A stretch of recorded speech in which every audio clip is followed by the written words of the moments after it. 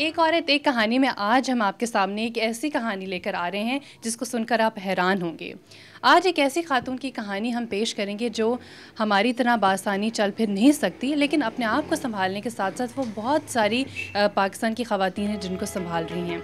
इन्होंने पाक Darakhshan women welfare association के नाम से औरंगी टाउन में एसोसिएशन कायम की है कुछ अर्सा कबल, और इसमें बेशुमार ख़वातीन आती हैं जो कि सिलाई कढ़ाई और बहुत सारे हुनर हैं वो ना सिर्फ सीखती हैं बल्कि सीखने के बाद बहुत सारी ख़वातीन ने अपना काम खुद से भी शुरू किया है। आइए इनसे इनकी पूरी दास्तान सुनते हैं। जी अस्सलाम वालेकुम। जी दरख्शां नईम, ये बताइए कि आपने ये काम कब से शुरू किया? मैंने वेलफेयर का काम 2000 में शुरू किया था, जिसको अब 10 साल होने को हैं, और ट्रेनिंग सेंटर मेरी 18 साल हो गए हैं। पहले मेरी वालदा इसे रन कर रही थी, फिर मेरी बहनों ने किया, उनकी शादी के बाद अब मैं इसे लेकर चला रही हूँ। तो आप ये बताएं कि यहाँ पे कितनी लड़कियाँ हैं जो आती हैं और ट्रेनिंग हासिल करती हैं? यहाँ पे अभी 27 लड़कियाँ हैं जो ट्रेनिंग ले रही हैं, और ट्रेनिंग लेने के बाद वो अपने घरों में इस काम को करके अपने रोज़गार को बेहतर तरीके से चला रही हैं। अच्छा, एक सवाल मैं पूछूंगी कि मैंने अक्सर देखा है कि बहुत सारी ख़वातीन जिनका हुनर होता है लेकिन वो उसको इस्तेमाल नहीं करती, हालांकि वो चाहें तो बहुत कुछ कर सकती हैं, लेकिन आपने माशाल्लाह ये आपकी में हिम्मत की, मैं क्या किस तरह से मैं तारीफ़ करूं, मुझे समझ नहीं आ रही है कि आप नॉर्मल चल फिर भी नहीं सकती, उसके बावजूद भी आपने इतनी हिम्मत की है। इसके बारे में आप क्या?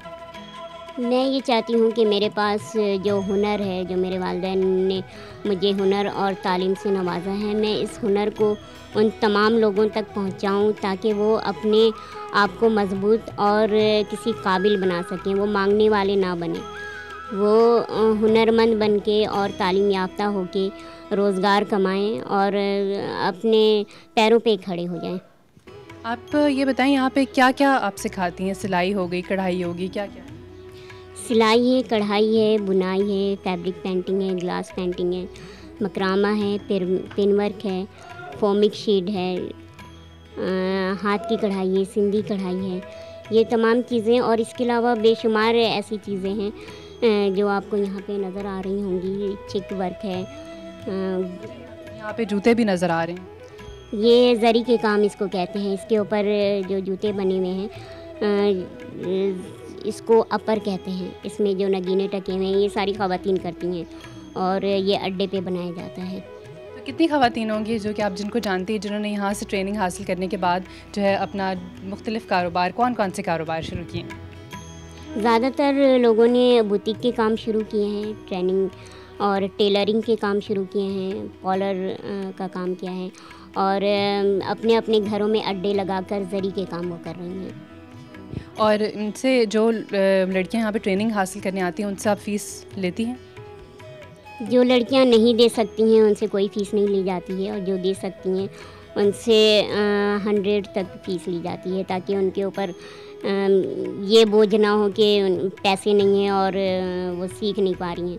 मेरा मकसद है तमाम लोगों को हुनरमंद बनाना, और जहाँ तक मेरी आवाज़ पहुँच रही है, वो जो कुछ सीखना चाहते हैं और नहीं सीख पा रहे हैं, या उन्हें कोई जगह नहीं मिल रही है, उनके पास सामान है वो सेल नहीं कर पा रहे हैं, तो वो राब्ता कर सकते हैं। बहुत बड़ी बात है। अच्छा, इसके अलावा एग्ज़िबिशंस भी होती हैं कराची शहर में, तो बहुत सारी होती हैं, तो उसमें भी आप पार्टिसिपेट करती हैं? जी, मेरी कोशिश होती है कि हर एग्ज़िबिशन में मैं पार्टिसिपेट करूं, ताकि मेरे पास जो प्रोडक्ट है, और जो डिसेबल पर्सन बनाते हैं, जो घरों से बाहर नहीं निकल सकते हैं, ऐसी हुनरमंद ख़वातीन जो काम कर रही हैं मगर वो उसको सेल नहीं कर पाती हैं, तो वो उन तमाम चीज़ों को लेकर मैं सेल करूं और उसके मुनाफे को उन तक पहुंचा दूं। आप यानी कि डिसेबल जो ख़वातीन हैं उनको भी इस तरह से बेनिफिट प्रोवाइड करती हैं, यानी कि उनको भी जी जी बिल्कुल। इस तरह की कितनी ख़वातीन होंगी? मेरे पास बेशुमार ख़वातीन हैं, मगर मैं उन्हें यहाँ पे ला नहीं सकती हूँ, इसलिए कि ट्रांसपोर्ट प्रॉब्लम है, और बगैर ट्रांसपोर्ट के कोई यहाँ तक आ नहीं सकती हैं। तो मेरी ये कोशिश होती है कि मैं हफ़्ते में 1 दिन जाके उन्हें ट्रेनिंग दूँ और उन्हें सिखाऊँ। अच्छा, ये बताइए कि जो आप ये पूरा वेलफेयर चला रही हैं, तो इसमें आपकी कोई मदद करता है या आप अकेले ही ये सब कर रही हैं?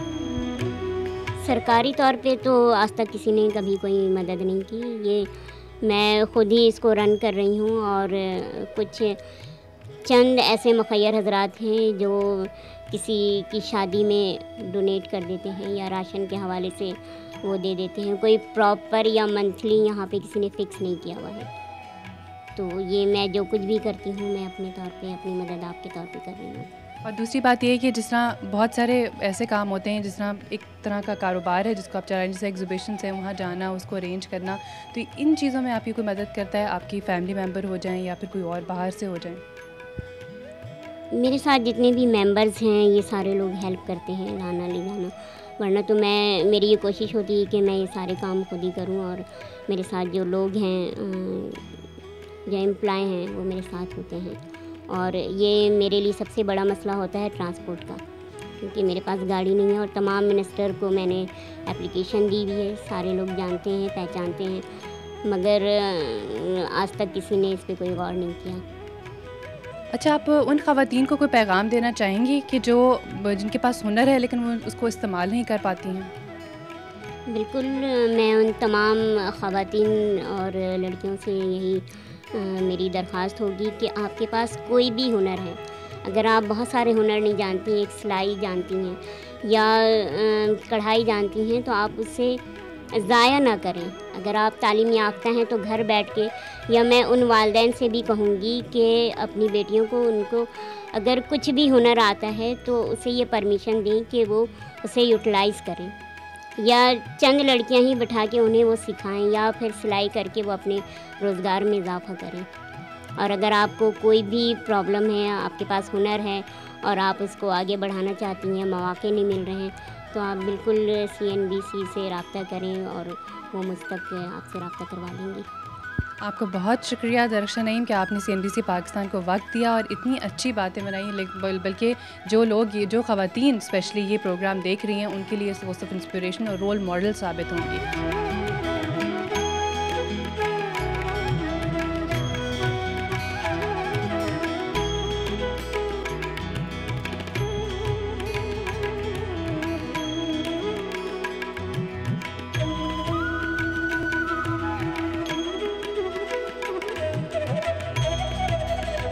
दरख्शान नईम से तो हमने बात की है, अब हम उनकी एक वर्कर से बात करते हैं जो कि यहाँ पर काफ़ी अरसे से ट्रेनिंग हासिल कर रही हैं। अस्सलाम वालेकुम नरगिस। वालेकुम सलाम। नरगिस, सबसे पहले तो ये बताइए कितना अरसा हो गया आपको यहाँ? 1 साल। 1 साल से आप क्या क्या सीखा आपने यहाँ पर? सिलाई, कढ़ाई, कटिंग, सारा। इससे पहले क्या कर रही थी? इससे पहले घर पे छोटा मोटा काम करती थी, सिलाई करती थी थोड़ा बहुत, ज़्यादा नहीं। आपको कैसे आपने महसूस किया कि आपको यहाँ पर आना चाहिए? घर वो थोड़ा बहुत काम करती थी, अगर ज़्यादा करेंगे तो फिर मेहनत ज़्यादा, पैसे ज़्यादा मिलेंगे। आपने ये सोचा कि घर की आमदनी ज़्यादा होगी? ज़्यादा होगी। तो अब ये बताइए कि जब से आपने यहाँ पे काम करना शुरू किया है, उसके बाद आपने कहा आप घर में भी करती हैं, तो कितना फ़र्क आया आपके यहाँ? बहुत ज़्यादा फ़र्क है।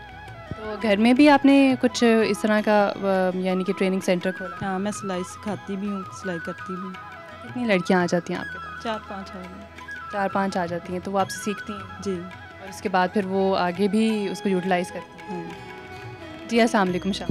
वालेकुम अस्सलाम। शमा, आप आपसे भी कुछ बात करते हैं। आप कितने अरसे से यहाँ पे? मैं पिछले 6 महीने से हूँ यहाँ पर। 6 महीने से आप यहाँ पे सीख रही हैं या फिर एज अ जॉब किसको ले? मैं सीख भी रही हूँ और जॉब भी कर रही हूँ। तो वो क्या क्या सीखा आपने अब तक? मैंने यहाँ पे सिलाई सीखा है और कटिंग वगैरह मैंने सीख लिया है, और मैं यहाँ पे जॉब कर रही हूँ, मैडम की हेल्प भी कर रही हूँ एक तरह से। और जॉब करने का मकसद ये है कि हमारे घर में प्रॉब्लम है, इस वजह से मैं यहाँ जॉब कर रही हूँ और वो सॉल्व हो जाते हैं। यानी कि अभी आजकल महंगाई भी इतनी है, तो यहाँ से जो आपकी आमदनी होती है वो घर के खर्च में इस्तेमाल हो जाती है। जी। तो आप दरख्शान नईम की किस तरह सपोर्ट करती हैं? यानी कि एग्जीबिशंस में आप उनके साथ जाती हैं, कहाँ कहाँ आप इनकी मदद कर पाती हैं? जहाँ भी एग्जीबिशन होते हैं बस वहाँ उनके साथ चली जाती हूँ उनकी हेल्प के लिए। और स्टॉल्स वगैरह लगते हैं और उनके साथ बस सेल करना पड़ता है, सारी चीज़ें कर लेती हूँ। 6 महीने पहले अगर मैं पूछूं आप क्या कर रही थी, तो उस वक्त आप कुछ और काम करती थी, पढ़ती थी, क्या कर रही थी? 6 महीने पहले मैं पढ़ाती थी स्कूल में, तो अब मुझे भी शौक़ है कि मैं भी कुछ सिखाऊं, तो इसलिए मैंने यहाँ ज्वाइन किया सिलाई वगैरह, कटिंग वगैरह सीखने के लिए। आपको लगता था कि आपके अंदर ये हुनर है जिसको आप सीख कर उसको आगे इस्तेमाल कर सकते? जी हाँ, है बिल्कुल। ये सब सीखने का शौक़ तो है मुझे, पर मैं चाहती हूँ कि मैं दूसरों को सिखाऊँ भी, तो इसलिए मैंने यहाँ पर आई हूँ, इसलिए आई हूँ यहाँ पर ताकि मैं अपने घर में, हमारे इलाके में सिखा सकूँ। वहाँ पे कोई ट्रेनिंग सेंटर नहीं है, तो मैंने सोचा है मैं यहाँ सीख कर अपने इलाके में एक ट्रेनिंग सेंटर खोलूँ। बहुत अच्छी बात है, यानी कि मुस्तकबिल में आप चाहेंगे कि जब सही तरह से सीख जाएं तो अपना ट्रेनिंग सेंटर खोलें। जी बिल्कुल। बहुत शुक्रिया आपका। एक औरत एक कहानी में आज हमने दर्शन नैन की कहानी आपके सामने पेश की, जो कि गुज़िश्ता 18 सालों से मेहनत कर रही हैं और ना सिर्फ अपनी मदद कर रही हैं बल्कि बहुत सारी ख़वातीन की भी मदद कर रही हैं, जो कि इनकी वेलफेयर एसोसिएशन में आती हैं, काम सीखती हैं, हुनर सीखती हैं और उसको कारोबार की शक्ल देती हैं, जिससे क्या फ़ायदा होता है कि उनकी आमदनी बढ़ती है और घर का खर्च बासानी पूरा हो जाता है। इस कहानी से हमें ये सबक तो हासिल होता है कि दुनिया में कोई काम मुश्किल नहीं है, बस मेहनत और हिम्मत करने की देर है। आप भी उठें और हिम्मत करें, मेहनत करें और अपने हुनर को इस्तेमाल करें।